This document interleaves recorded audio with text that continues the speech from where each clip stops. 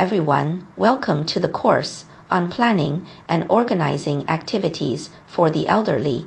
I am teacher Cao Jie. In this lesson, let's study section 1.2, Understanding Activities for the Elderly. We will learn from three aspects. 1. The essence of elderly activities. 2. The role of elderly activities. 3. The classification of elderly activities. 1. The essence of elderly activities.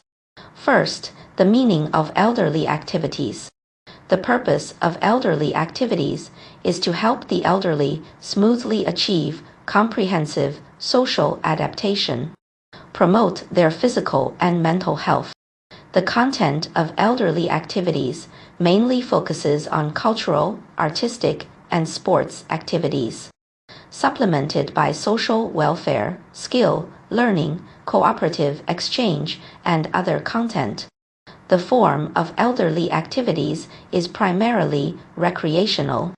In terms of activity format, it combines outdoor and indoor settings. In terms of organization, it combines immediacy and extensibility. Elderly activities possess both cultural and economic value. They serve as a carrier for a region's cultural phenomena and economic content. With the increasing awareness of elderly services, the economic carrier function of elderly activities is becoming more prominent. The essence of elderly activities is to promote the successful social adaptation of the elderly. It is a social coordination activity that helps the elderly realize their second life value. Second, the nature of elderly activities includes purposefulness.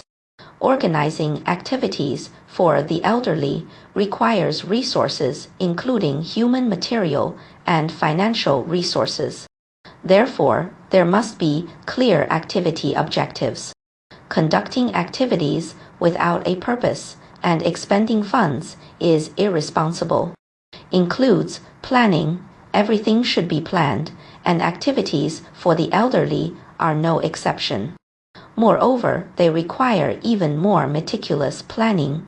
Includes participation.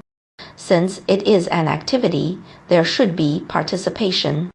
Includes safety during the organization of elderly activities. The safety of the elderly must always be the top priority. Therefore, it is essential to ensure that elderly activities are completed safely. Third, the characteristics of elderly activities includes diversity. The activity needs of the elderly form a broad continuum. Therefore, activities for the elderly are also diverse. Includes hierarchy, social progress, along with the participants' material, living conditions, and cultural literacy. Determines the hierarchical nature of elderly activities. Includes extensiveness. The diversity of life and the differences in individual personalities among the elderly determine the extensive content of their activities. Includes pluralism. The breadth of individual interests determines the plurality of activity programs for the elderly. 2. The role of elderly activities. First, the role of elderly activities includes promoting physical health, promoting positive emotions, promoting self-actualization, and establishing social support networks. 3. The classification of elderly activities. First, classified by the suitable participant group. Activities for the advanced age elderly. These activities are generally aimed at individuals over 80 years old who are aged and physically frail. Activities primarily include games with low physical exertion, verbal conversations, quiet rest, cultural creation, etc. They also include rehabilitation exercises led for elderly individuals with impairments to compensate for functions. Activities for the medium-age elderly. These activities are generally aimed at individuals aged 70 to 80 years old, with fair capacity for action and no limb dysfunction. Activities for the younger elderly. These activities are mainly for the elderly under 70 years old. This group of elderly still possesses ample physical strength and energy. They can participate in general activities except for those requiring intense physical effort. Activities for the ill elderly. For this group of elderly, activities can be tailored considering their physical condition. Aim to maintain their existing physiological functions through activities, and strive to restore some lost functions. Second, classified by the function of the activity. Therapeutic activities.